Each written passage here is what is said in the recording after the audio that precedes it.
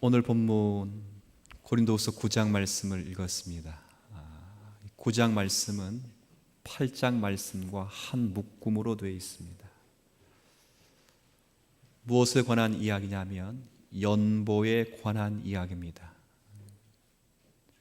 연보라고 하는 것은 자신이 가지고 있는 재물의 일부를 떼어 성도를 돕는 일을 두고 쓴 표현입니다. 참 귀한 일입니다. 그것이 돈이 될 수 있고 폐물이 될 수 있고 곡식이 될 수 있습니다. 예전에 제가 자랐던 농어촌 교회에서는 추수 때가 되면 곡식을 다 거둔 이후에 쌀로, 지금으로 말하면 헌금을 대신 드렸습니다. 예배당 건축과 관계에서도 자신이 가지고 있는 밭 혹은 논마지기를 하나님께 드리는 그런 일도 있었습니다. 흐르는 세월 속에서 농촌 시대가 아니라 경제 시대가 되면서 모든 재물을 돈으로 대체하게 되었습니다. 그래서 교회 가운데 어떤 신종어가 생겨나게 됐냐면 연보라는 말 대신 드릴 헌자의 쇠금, 돈을 상징한 헌금이 되었습니다. 지금 우리가 쓰고 있는 표현입니다. 그러나 어디까지나 돈이 전면에 부각되는 것은 그리 고상한 표현이 아닐 것입니다. 그래서 우리의 신앙의 선배와 의식이 있는 많은 분들은 헌금이라는 표현 대신 바칠 헌자의 윗상자, 위로 드린다 해서 헌상이라는 표현을 쓰고 있습니다. 서양 언어에도 우리 주보 뒷면을 보시면 헌금 이렇게 되어 있지 않고 offering, 위로 바친다 그렇게 되어 있습니다. 용어를 어떤 것 쓰는가, 그게 맞는가, 그 이야기를 드리자는 말이 아니라 헌금을 쓰든 헌상을 쓰든 연보를 쓰든 성도 섬기는 일이라는 용어를 쓰든 중요한 것은 자신에게 주어진 어떠한 부분을 하나님의 관심을 따라 마음을 드리는 행위, 이것이 오늘 우리가 함께 나누어야 될 그 말씀 일기의 내용일 것입니다. 오늘 우리 교회가 읽어나가는 부분은 9장입니다. 어제 8장을 읽었습니다. 8장 9장은 이 연보에 대한 이야기고 우리가 읽은 10절부터 15절은 그 부분의 결론 부분입니다. 결론 부분을 마치면서 사도 바울이 성도를 섬기는 일을 두고 은혜라, 그리고 은사라, 선물이라 그렇게 표현을 하는 것입니다. 오늘 제가 여러분과 함께 잠시 나누며 고민할 부분은 왜 성도를 섬기는 일이, 왜 연보가 하나님의 은혜이며 하나님의 은사이며 하나님의 선물이 되는가, 그 이야기를 함께 고민하면서 이 말씀 앞에 건실히 서 있는 주님 사랑 교회가 되기를 기대하는 것입니다. 먼저 살펴야 될 배경적인 지식은 왜 연보와 관계돼서 고린도 교회 성도들이 길게 언급되어 있는가, 그 이야기를 해야 됩니다. 지금 우리 교회는 고린도 후서 말씀을 매일 한 장씩 읽고 있어요. 전서 읽고 후서 이제 며칠 안 남았습니다. 그 후서 말씀을 읽으면서 고린도 교회에 왜 이렇게 연보와 관계돼서 길게 언급되는가, 그것은 다른 것이 아니라 사도가 이 편지를 쓰고 있을 이 시점으로부터 해서 1년 전에 고린도 교회 성도들이 예루살렘 교회의 그런 열악한 환경과 참 부족함을 보고 가슴의 감동과 열심을 가진 것입니다. 그 열심과 가슴에 가진 그 내용을 따라 그래, 예루살렘 교회를 향하여 헌금, 연보를 해야 되겠구나, 그 계획을 세운 것입니다. 참 잘한 것입니다. 여기 우리가 읽지 못했지만 9장 2절 말씀 보면, 2절에 보면 사도가 칭찬하는 것입니다. 2절에 이는 내가 너희의 뭘 알기 때문이라고요? 원함. 고린도 교회의 거룩한 소원을 내가 알고 있다, 그거예요. 사도 바울이 말하기도 전에 고린도 교회 성도들이 어쩌면 어머니와 같은 그 교회인 예루살렘 교회에 열악하고 힘든 상황을 알고, 그래, 저 교회를 섬겨야 되겠다, 그런 마음으로 작정을 한 것입니다. 참 잘한 것입니다. 저는 이 구절 보면서 그런 생각을 합니다. 성도에게는 기본적으로 이런 마음이 있구나, 그 생각을 하게 됩니다. 어떤 마음이요?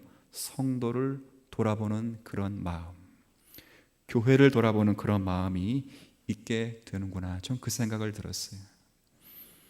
나의 교회뿐 아니라 주님의 몸으로 이루어진 전체 교회, 우리가 사도신경마다 할 때마다 고백하는 공회, 거룩한 공교회, 전부가 주님의 교회, 하나의 교회인 그 교회를 돌보고 섬기는 그 일, 그런 마음은 이 땅 가운데 성도라면 다 가지고 있는 그런 마음이로구나.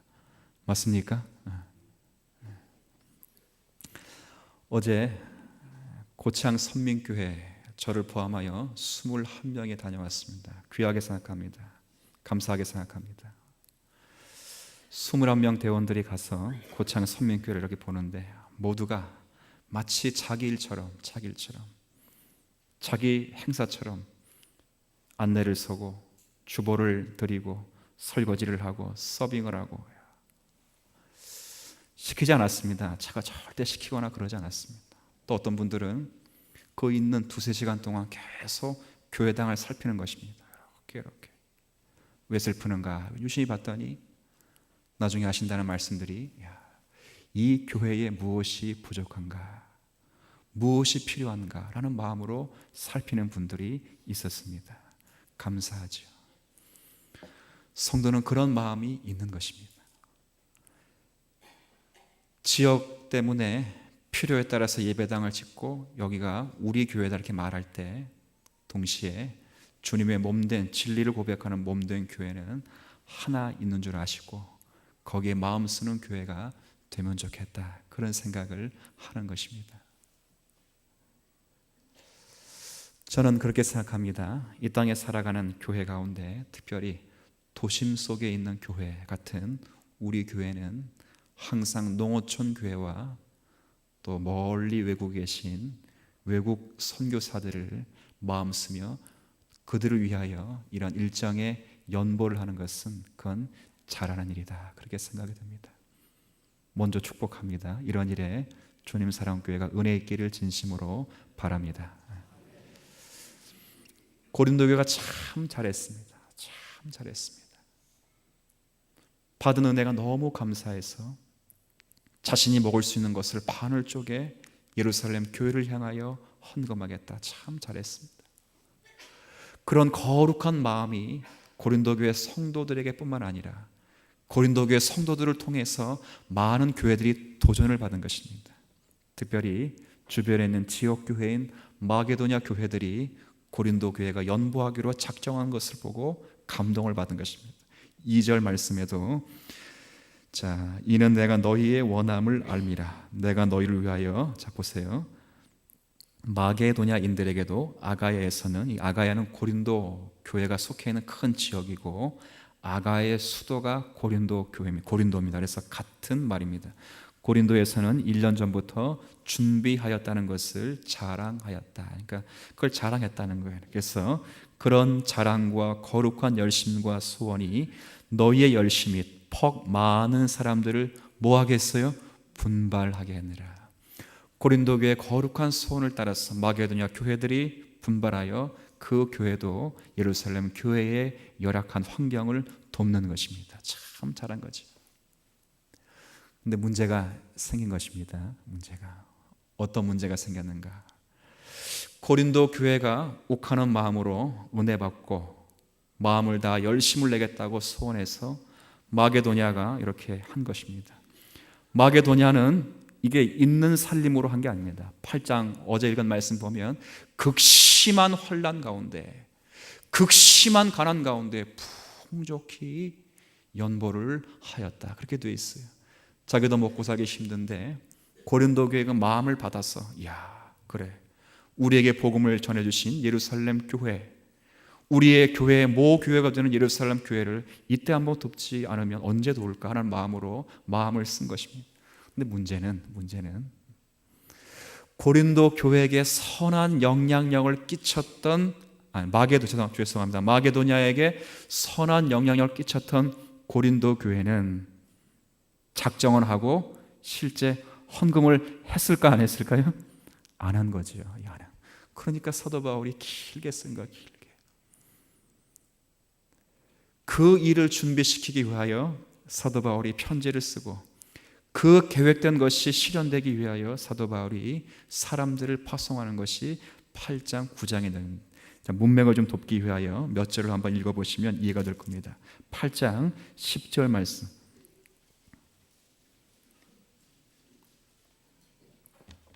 8장 10절 보세요. 이 일에 관하여, 성도 섬기는 일, 연보에 관하여 나의 뜻을 알리노니 이 일은 이건 너희에게 유익함이라 이렇게 되어 있어요. 그러니까 내가 유익한 게 아니고 너희 하는 사람이 유익함이라. 너희가 1년 전에 행하기를 먼저 시작할 뿐 아니라 소원하기로 하였음즉 이제는 그 하던 일을 성취하라. 이미 마게도냐는 1년 전에 고린도교의 열심을 품고 이미 끝냈다고요. 그런데 마게도냐는 그걸 못한 거지. 그것을 성취할지니 마음에 원하는 것과 같이 완성하되 있는 대로 하라. 12절에 할 마음만 있으면 있는 대로 받으실 터이요 없는 것은 받지 아니하시리라. 자, 그리고 3명의 형제들을 파송합니다. 16절에 너희를 위하여 같은 간절함을 디도의 마음, 디도가 파송되고 18절에 또 그와 함께, 디도와 함께 그 형제를 보내었으니 둘이 파송되죠. 그리고 22절 또 그들과 함께, 이건 디도와 좀 전에 말한 형제와 함께 우리의 한 형제를 보내었으니. 자, 보냅니다. 보내놓고 9장 3절에 자, 3절 그런데 이 형제들을 보낸 것은 왜 보냈는가? 이 일에 너희를 위한 우리의 자랑이 헛되지 않고 내가 말한 것 같이 준비하게 하려 함이라. 아마 고린도 교회의 소원과 열심을 사도 바울은 가는 곳곳마다 자랑을 했던 것입니다. 저도 그런 경우 있어요. 목회자들 모이고 다른 교회 갈 때 우리 교회 성도들 가운데 자랑스러운 마음이 있는 분들, 그리고 참 본이 되는 분들을 설교 시간에도 제가 대화 속에서도 이야기를 하는 것입니다. 아마 마게도냐에도 고린도 교회 성도들을 이야기했습니다. 그런데 마게도냐는 그 이야기를 듣고 열심을 품어서 연보를 일정을 보냈는데 고린도 교회는 그게 유야무야 이렇게 된 것입니다. 이제 마게도냐를 거쳐서 조금 있으면 고린도 교회로 내려가야 되거든요. 내려가는데 마게도냐 성도들이 가서 사도가 말한 것이 거짓말이다 그렇게 돼버리면 나도 자랑스럽지 못하고 너희들도 하나님 앞에서 자랑스럽지 못할 것이다. 계획한 대로 실행할 것을 권고하는 것입니다. 저는 이런 내용을 1차적으로 보면서 그런 생각을 합니다. 바울의 염려가 어디에 있을까? 1년 예산 잡아서 들어와야 될 돈이 안 들어와서 그런 이야기를 하는 것인가? 아닙니다. 아까 8장 12절에 누구를 위한 것이냐? 이건 나를 위한 것이 아니다. 예루살렘 교회를 위한 것이 아니라 바로 헌금을 하는데 헌금을 하는 사람에게 유익이 된다. 맞습니까? 이거 이해가 되면 신앙인의 사람이 가는 길입니다. 그 헌금을 받는 예루살렘 교회 성도들이 유익한 것도 아니고 그 헌금을 날라주는 나와 동역자들이 유익된 것도 아니고 오히려 헌금을 하고 있는 너희에게 유익되기 위하여 내가 강력히 이 편지로 촉구하는 것이다. 이렇게 말을 하는 것입니다. 저는 그런 보면서 바울의 염려는 다른 것이 아닙니다. 돈이 들어왔다 나갔다 그것 때문에 염려하는 것이 아니고 계획한 것과 실행 사이에 간격이 벌어지지 않을까, 영혼의 손해봄이 없도록 하기 위한 사도 바울의 염려라 그렇게 생각이 듭니다. 이런 간격이 왜 생겼는가? 이건 욱하는 마음 때문에 그렇죠. 우리가 선교 지역을 돌아보고 너무 감동을 받았어. 감동 안 받는 것보다 받는 것이 훨씬 나은 겁니다. 그렇다고 감동받지 말라는 게 아니고 감동을 받아야죠. 받아서 한번 욱 하고 이제 일단에 어떤 내용을 작정을 한 것입니다.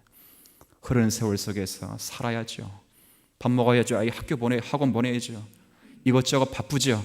그러다 보니까 자기가 작정하고 소원한 것을 못한 것입니다. 그럴 때 사도는 그 계획과 실행 사이에서 간격이 벌어지지 않도록 마음을 쓰며 염려를 하는 것입니다. 이 이야기는 이렇게 들으셔야 됩니다.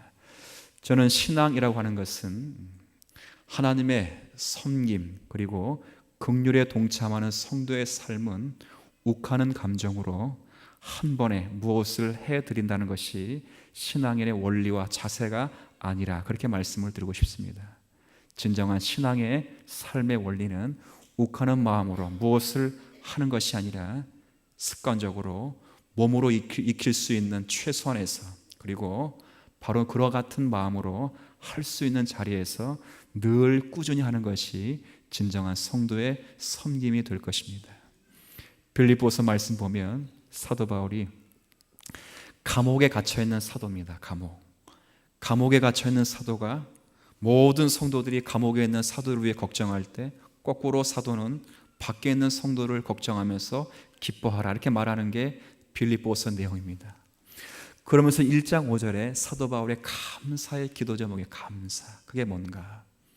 첫날부터 이제까지 너희가 나와 함께 복음으로 교제함을 인함이라. 이 복음으로 교제한다는 말이 뭘까? 복음. 같이 전도했단 말인가? 같이 뭘 좀 동참했단 말인가? 나중에 4장의 말씀 15절을 읽어보면 이렇게 말씀하고 있습니다. 제가 읽을게요. 복음의 시초에 내가 마게도냐를 떠날 때에 주고받는 내 일에 참여한 교회가 너희 외에 아무도 없었느니라. 이는 받으실 만한 향기로운 제물이요 하나님을 기쁘시게 하는 것이니라. 이렇게 되어 있어요. 이 말은 뭐냐면 복음으로 교제했다는 것은 일정 부분을 떼어서 사도 바울을 처음부터 끝까지 섬기고 있다. 그 이야기를 하는 것입니다. 우리가 신앙생활을 하면서 성도를 섬기는 일은 그런 것입니다. 신앙의 어떤 욱하는 마음으로 도전받고 유야무야 그걸 흐트리는 것이 아니라 우리가 몸으로 할 수 있는 자리에서 기도하고 작은 물질을 드리고 그러면서 보다 큰 주님의 교회를 생각하며 살아가는 것, 이것이 대단히 중요한 것입니다. 박영선 목사님이 설교하면서 그런 말씀을 했어요. 이 표현을 한번 따라해 보세요. 신앙은 시작. 신앙은 비가 오나 눈이 오나 신앙이다. 맞습니까? 햇볕 쨍쨍할 때는 샥 교회당에 나와가지고 그 많은 목사님도 그러잖아요. 예수님이 언제 재림하시냐를 물어보니까 성도들이 예수님 목사님 말씀하시기를 언제 재림한다고요? 비 오는 날 음침한 수요일 날 밤에 예수님은 재림하십니다. 손 들어보세요. 그날 예배당 나올 사람. 신앙은 그런 것입니다. 고린도 교회가 선교지, 물론 고린도 교회 자체가 선교지지요. 자신에게 복음을 전해주는 예루살렘 교회의 어려움을 두고 욱하는 감동을 받아서 자신이 감당할 수 없는 큰 금액을 작정했는데 흐르는 세월 속에서 자신이 살고 자신의 주변이 자신이 원하는 뜻대로 되지 않으니까 그 금액을 감추고 마치 없던 일처럼 그렇게 하는 것입니다. 사도 바울이 지금 염려하는 것은 들어올 돈이 안 들어와서 염려하는 것이 아니라 너희를 위한 염려라. 너희 계획한 것을, 작정한 것을, 성도 섬기는 일을, 하나님을 섬기는 일에 계획한 것과 실행이 간격이 벌어지지 않도록 너희를 위해 하는 것입니다. 저는 신앙이라고 하는 것은요, 지나치게 무거운 짐을 지어드리면 안 됩니다. 제가 이야기하죠. 목사가 너무 갑자기 은혜 받고 감동받았어요. 그러면 교회 가운데 누가 제일 힘들까요? 누가 제일 힘들 것 같아요? 성도가 힘들어요? 우리 교회 보니까 교육자들이 제일 힘들더라고요. 왜 그러는가? 일이 진행되는데 성도들은 힘들면 안 나오면 되잖아요. 그죠? 안 나오면 되더라 보니까. 근데 누구는 나와 있어요? 4명의 목사들은 다 나와 있어요. 목사. 이게 신앙이라고 하는 것은 욱하는 감정을 하는 게 아닙니다.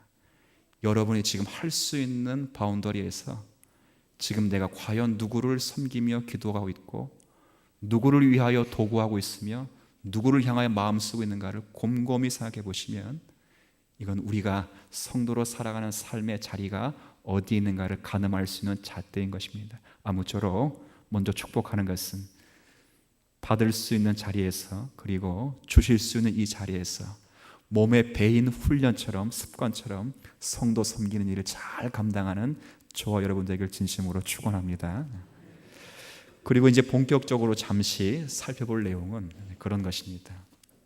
아까 제가 서두에 말씀을 드렸어요. 어떻게 성도를 섬기는 그 일이 그것이 은혜가 되며 은사가 되며 선물이 되는가? 그 이해가 안 되잖아요. 내가 돈을 쪼개서 남을 도와주는 것인데 그것이 어떻게 은혜라 말하며 은사라 말할 수 있는가? 그 문제를 우리가 생각을 하셔야 될 것입니다. 성경이 오늘 쭉 이야기하는 것은 그것이 왜 은혜요 은사라고 말하냐면 다른 것이 아니라 성도를 섬기는 그 일의 시작과 근원이 하나님의 은혜로부터 시작되어지고, 그리고 그 성도를 섬기는 일 과정 속에서 도움을 받는 자와 도움을 베푸는 자가 하나로 묶여지고, 그리고 마지막에는 그 묶인 두 대상자가 하나님의 감사로, 하나님께 영광으로 끝을 맺기 때문에 시작과 과정과 끝이 하나님과 직접적인 연결이 있기 때문에 이 성도를 섬기는 일과 관계돼서 은혜요 은사라고 말하고 있는 그런 내용이 되는 것입니다. 보십시오. 왜 시작 자체가 하나님의 은혜며 선물이 되는가? 돈은 내가 있으면 내는 거 아니에요? 내가 있으면 내고 없으면 안 내는 것인데, 근데 그게 왜 행위가 아니고 그게 은혜인가? 다른 것이 아닙니다. 성도를 섬기는 그 일이 은혜인 것은 그 드릴 수 있는 마음, 드릴 수 있는 힘을 하나님께서 성령의 능력으로 그 심령에 부어 주셨기 때문에 가능한 것입니다. 맞습니까? 시간이 있다고 돈이 있다고 다 하는 거 아닙니다. 아닙니다. 제가 이번에 고창 선민교회 갔는데 그 교회당을 4개월 만에 했어요. 4개월 만에. 언제 시작했는가? 2013년 12월. 그리고 언제 마무리가 됐는가? 지난 4월에 마무리됐어요. 그럼 봄, 여름, 가을, 겨울 가운데 무슨 계절에 예배당이 지어진 거예요? 겨울이에요. 겨울. 그렇죠. 겨울. 그런데 그 예배당을 작은 돈으로 세우는데 그 예배당을 세우신 분이 목사님과, 유 목사님이 아니고 군산에 목회하시는 울타리 교회 담임 목사님과 그리고 두 분의 집사님이 세웠어요. 담임 목사님은 대학 때 전기 공학을 전공해서 전기 기술자고, 그 두 집사님 한 분은 토목 기사고 토목 관계하신, 한 분은 뭐라고 들었는데 제가 잊어버렸어요. 그 세 분이 먼 곳, 편도 100km, 왕복 200km. 그분들이 돈이 남아 돌아서 거기 온 건 아닙니다. 시간이 남아 돌아서 거기 온 건 아닙니다. 자기 할 일이 있고 자기가 또 섬겨야 될 일이 있습니다. 그런데 그 고창이란 아주 척박한 땅에 하나님의 복음을 전하기 위해 오신 한 목사를 귀히 보았어서 비가 오나 눈이 오냐 항상 왕복 200km를 달려가면서 그 일들을 감당했어요. 자, 4개월 동안 월급 얼마 받았을까요? 돈 좋아한다는 게 아니고 빵원 받았다가 빵원. 아무것도 안 받았어요. 저는 그렇게 생각합니다. 성도를 섬기는 일이요, 돈이 있다고 되는 게 아니고 시간이 있다 되는 것이 아니고 하나님께서 그의 마음에 감동시키시는 은혜가 없으면 성도를 섬기는 일은 감당할 수 없는 것입니다. 우리 모든 성도가 그런 감동을 받는 성도가 되면 참 좋겠습니다. 은혜의 길 바랍니다. 여기 말씀 보면 그래서 8절에 뭐라 표현되어 있어요? 8절에 9장 8절에 그래서 이렇게 되어 있는 거. 9장 8절 보시면 제가 한번 읽어보죠. 하나님이 능히 모든 은혜를 너희에게 넘치게 하시나니. 그렇죠. 이 일 때문에 보세요. 너희로 모든 일에 항상 모든 것이 넉넉하여 모든 착한 일을 넘치게 하려 하심이라. 자, 그 다음에 8장 말씀 보죠. 8장 1절 2절. 마게도냐도 하나님의 은혜로 넘치는 연보를 했는데 잘 보세요. 2절 말씀 2절. 환난의 많은 시련 가운데 그들의 넘치는 기쁨과 극심한 가난이 그들의 풍성한 연보를 넘치도록 하게 하였느니라. 이 말 이렇게 이해하시면 안 돼요. 마게도냐 교회 성도들도 헌금했으니까 니들도 해라, 이 말이 아닙니다. 이 말이 아니고 어떻게 마게도냐 교회가 극심한 가난 가운데서 이렇게 풍족하게 연보를 하였는가, 그걸 묻는 거죠. 자, 2절 마지막에 하게 하였느니라. 누가? 1절 형제들아 하나님께서. 자, 붙여 읽으면 하나님께서 하게 하였느니라. 맞습니까? 누가 하게 하셨다고요? 하나님이. 그러나 2절 안에 간접적이고 직접적인 주어가 또 다르게 표현되어 있어요. 2절 환난의 많은 시련 가운데 그들의 넘치는 기쁨과 극심한 가난이 그들이 풍족하게 연보를 하게 하였습니다. 무엇과 무엇이? 넘치는 기쁨과 극심한 가난이. 좀 말이 어울리지 않지 않습니까? 그렇죠. 가진 것이 있고 여유로워도 넘치는 기쁨을 갖는 게 어려운 것입니다. 그런데 손에 잡히는 것이 없는 그 마게도냐 성도들이 비록 아무것도 없을지라도 넘치는 기쁨으로 사도 바울에게 자원을 했고, 이 극심한 가난이 풍성한 연보를 했단 말은 이 말입니다. 혹시나 우리가 너무 가난해서 사도 바울이 우리의 헌금을 받아주지 않을까 걱정하는 마음으로 사도 바울의 다리를 붙잡고 주님, 여기 사도님, 저도 성도를 섬기는 일에 마음을 쓰고 싶습니다, 그렇게 말을 한 것이다, 그런 뜻입니다. 대단한 성도지요. 성도는 그렇게 살아갈 때 여기 1절에 하나님께서 마게도냐 교회들에 주신 은혜라고 감당을 한 것입니다. 결국 이 성도를 섬기는 일은 자신의 의지와 결단으로 되어지는 것이 아니라 하나님이 주시는 은혜와 은총으로 되어지는 것입니다. 이것이 은혜라고 말할 수 있는 첫 번째 이유입니다. 자, 두 번째 이유는 왜 이것을 은혜와 은사라고 말하나 이렇게 말할 때 그건 다른 것이 아닙니다. 성도가 도움을 주는 자와 도움을 받은 자가 함께 하나님께 감사로 끝을 맺기 때문에 이게 은혜와 이게 선물이라 그 말입니다. 자, 우리가 읽은 9장 11절 12절 말씀 보세요. 여기 표현 이렇게 표현되어 있습니다. 자, 보세요. 너희가 모든 일에 넉넉하여 너그럽게 연보를 함은 그들이, 자 보세요, 그들은 받는 분들입니다. 그들이 우리로 말미암아 하나님께 뭐 하게 됩니까? 감사, 하나님께 감사로 간다는 거예요. 12절에 이 봉사의 직무, 즉 성도를 섬기는 우리의 이 일이 성도의 부족한 것을 보충할 뿐만 아니라 우리는 성도에게 한 거죠, 성도. 그러나 성도의 부족한 것을 보충하는 것, 그 정도의 미미한 수준이 아니라 보세요, 사람들이 하나님께 드리는 많은 무엇으로? 감사로 끝을 맺는다 그 말이에요.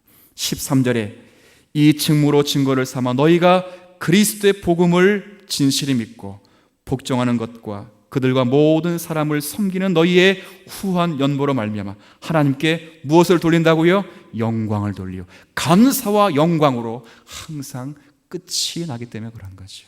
그냥 서로 주고받는 사이 속에서 고맙다 이게 아니고 주는 자도 받는 자도 둘이 함께 손잡고 하나님께 감사와 영광으로 끝을 맺기 때문에 시작 자체가 하나님의 은혜로 시작되고 끝 자체, 목표 자체가 하나님께 감사와 영광으로 그렇게 귀결되기 때문에 이것이 성도를 섬기는 일이 은혜요 감사라는 것입니다. 여기 14절에 그것만으로 끝나는 것이 아니라 묶여진 사람들이 있죠. 도움을 주는 자와 도움을 받는 자가 어떻게 묶여지는가? 14절 이 말씀만 같이 읽어봐요. 시작. 또 그들이 너희를 위하여 간구하며 하나님이 너에게 주신 지극한 은혜로 말미암아 너희를 사모하는 두 가지. 우리는 도움을 주는 것밖에 없는데 도움을 받은 자가 너희를 위하여 첫 번째 뭐 한다고요? 간구한다. 주님 사랑 교회를 위하여 새벽마다 간구하는 성도들이 있다. 우리 교회 성도들 말고 믿으십니까? 안 믿으시는 것 같아서. 주님 사랑 교회를 위하여 새벽마다 우리를 보고 싶어하며 기도하는 이 땅의 교회들이 있다. 아멘? 아멘. 있으니까 제가 이런 이야기를 이랬으니까.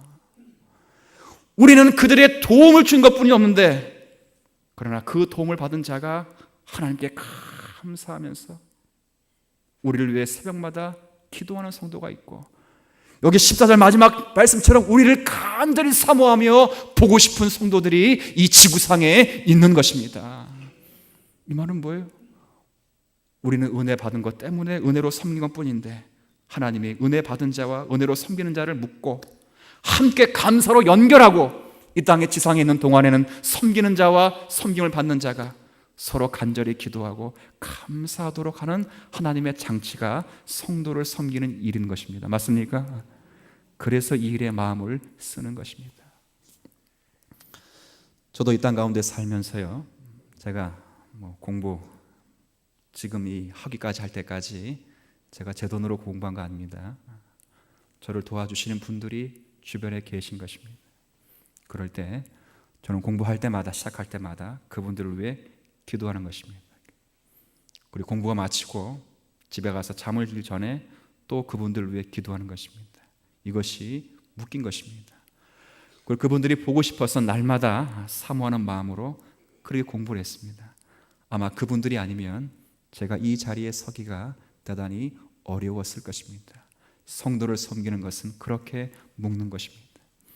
모두가 보편교회라 말하는 그 교회 성도들을 묶고 하나님께 나아가도록 하신 장치가 바로 이런 것입니다. 그래서 저는 성도들 이렇게 묻고 싶습니다. 모두가 우리를 간절히 기도하는 그런 성도의 삶으로 여러분이 초대되기를 기대하고, 많은 성도들이 여러분을 사모할 수 있을 만한 그런 그릇으로 여러분이 살아가는 은혜가 있기를 축원하는 것입니다. 목사가 하는 일은 다른 일이 아닙니다. 도움을 받을 자와 도움을 줄 자를 연결시키는 것이 목사가 하는 일입니다. 저는 그래서 항상 그래요. 저는 중매쟁입니다. 중매쟁. 남녀 소개시키는 것만 중매쟁이가 아니고, 그게 아니고 도움을 요청받은, 도움이 필요한 성도들에게 도움 줄 자를 잘 보시고 그리고 하는 거죠. 제가 어디 이렇게 교회 방문하고 선교지에 방문하고 어디 이렇게 선교 단체 방문할 때 집사님 함께 가시죠 이렇게 말할 때는 위험스럽게 들으셔야 돼요. 아시겠어요? 그렇게 말한 분도 있어요. 그렇게 따라가신 분들은 대부분 다 그렇게 하셔요. 제가 왜 모셔가는지를 아시기 때문에 하신다고. 그런 성도가 되는 거죠. 근데 성경에 보면 그것이 결코 손해가 아니라 말하는 거예요. 결코. 왜? 그것이 하나님의 은혜가 없이는 되지 않고, 그 은혜로 묶여진 성도가 서로 기도하며 사모하며 함께 하나님의 감사와 영광으로 초대되기 때문에 결코 손해가 되지 않는다. 맞습니까? 영적인 이치인 것입니다. 이 이치를 사도 바울이 그냥 쭉 말하지 않고 농사를 짓는 원리를 통해 말해요. 참 재밌어요. 10절 성경은 참 재밌는 것 같아요. 10절 말씀 한번 같이 읽죠. 10절에 심는 자에게 씨와 먹을 양식을 주시는 이가 너희 심을 것을 주사 풍성하게 하시고 너희의 의의 열매를 더하게 하시리니. 자, 심는 자는 지금부터 성도를 섬기는 일, 연보하고 헌금하는 구제금을 내는 저와 여러분이라 칩시다. 자, 그런데 이 사람들에게, 우리들에게 무엇을 약속하냐? 첫 번째는 씨를 약속하신다. 그리고 씨가 결실하도록 열매를 약속하신다. 보세요. 1절에 10절에 초반에 심는 자에게 뭘 약속하신다고요? 씨. 그리고 10절 마지막에 열매를 뭐하게 하신다고요? 더하게. 누가? 하나님이 믿으십니까? 안 믿겨지세요? 심을 씨와 그 결실을 하나님께 주신다. 우리가 할 일은 뭐예요? 우리는 심고 거두는 일만 하면 돼요. 그 씨를 하나님이 주시고 결실도 하나님이 주시는데, 이렇게 또 문제를 이야기를 하시는 분이 계셔요. 그러면 심고 거둘 때까지 그 나머지는 어떻게 먹고 살아요? 그렇죠? 그럴 때 10절 말씀 보세요. 심는 자의 씨와 또 뭐도 주신다고요? 먹을 양식까지 주신다. 믿으십니까? 성경 이렇게 했는데 안 믿으면 그건 거의 간첩 수준이에요. 간첩. 씨를 심고 결실도 하나님이 주시는데 그 과정이 어렵지 않도록 먹을 양식까지 주시겠다. 하나님이 영적 이치를, 농사짓는 이치로 이야기하시는 말씀인 것입니다. 저는 이 말씀을 믿습니다. 근데 문제는 성도들이 씨를 심으라가 주었는데 그 씨까지 잡아먹는, 어제 먼 왕복 8시간이니까 가는 동안 힘들잖아요. 이런저런 이야기하는데 이리지 집사님 보리 이렇게 하는 농원 들려준다고 해서 보리 이야기 많이 하면서 갔어요. 보리고기 이야기도 나오고 그런 얘기 말씀 많이 재밌게 하시더라고요. 그러면서 그런 이야기를 하셔요. 또 서로 대화하면서 이런 이야기 했어요. 아무리 보리고개를 지나가도, 그죠? 먹을 게 없잖아요. 먹을 게 없어요. 먹을 게 아무것도 없는데 애가 울고 보채고 배고파도 절대 먹지 않는 게 있어요. 절대 먹지 않는 게. 뭘 먹지 않습니까? 어떻게 잘 알아? 씨를 안 먹어. 씨는 절대 먹지 않아요. 왜? 그 씨를 심어야 결실을 맺죠. 근데 하나님이 주신 씨까지 잡아먹는 그런 성도가 있다면 하나님의 은혜를 모독하는 거지. 모독. 제 설교를 헌금 내라 이런 설교를 듣지 마세요. 헌금 내면 복 받는다 이런 설교 듣지 마세요. 그런 이야기를 하자는 것이 아닌 것입니다. 우리로의 은혜의 풍성함을 깨닫기 위하여 씨를 주셨다. 그 풍성함을 더하기 위하여 열매를 주신다. 그 길이 외롭고 쓸쓸하지 않도록 과정의 양식까지 주시지 않느냐. 그런데 니는 닭 잡아먹고 못 가진 내미를 고린도 교회 성도들이여 정신을 차리라. 고린도 교회 성도들이여 은혜의 품으로 돌아오라. 그 이야기를 하는 것입니다. 마지막을 마무리하면서 사도가 그래서 참 저 9장 15절 말씀을 제목으로 그냥 삼았어요. 9장 15절 말씀 같이 읽습니다. 말할 수 없는 그의 은사로 말미암아 감사합니다. 은혜 은사라고 표현해도 되는데 여기 보면 뭐 할 수 없는 은혜라고요? 말할 수 없는. 너무도 이 은혜 영적인 이치가 크기 때문에 하나님의 은혜를 깨닫고 하나님의 은혜에게로 나아가고 그 은혜 속에 묶인 성도들의 교제가 있도록 하는 이 성도 섬기는 일이 그냥 돈을 바치는 행위도 아니요, 복받는 수단도 아니요, 축복받는 수단도 아니라 하나님의 말할 수 없는 은혜와 선물을 깨닫는 놀라운 창고로구나. 그걸 깨닫고 그렇게 고백을 하는 것입니다. 그리고 감사로 나아가길 바라요. 마치 이런 감사는 감사거리가 없는데 감사라는 차원이 아닙니다. 여러분 데살로니가 5장 16절, 17절, 18절 그 말씀 오해하시면 안 돼요. 거기 이렇게 있어요. 항상 기뻐하라, 쉬지 말고 기도하라, 범사에 뭐하라?